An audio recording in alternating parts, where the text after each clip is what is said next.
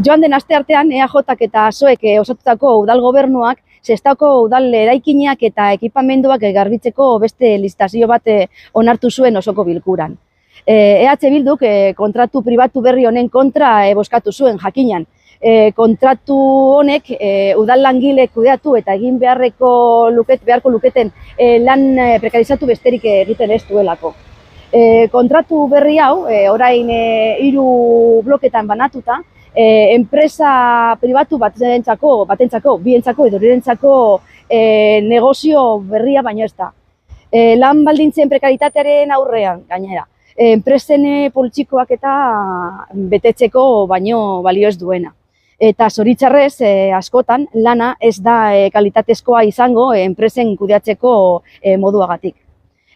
Badakigu kanpora ateratzearen negozioa, horrela deitzen diote zerbitzu publikoak pribatizatatzeari, oso ohikoa dela EAJarentzat.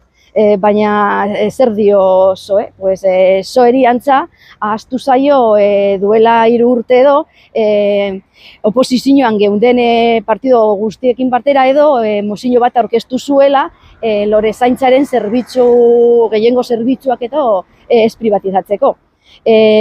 Baina antza, orain edo gobernuan dagoenean edo ahaztu egin zaio egin zuen promesa edo zerbitzu duina eta lan duinen edo aldeko egin zuen apostua.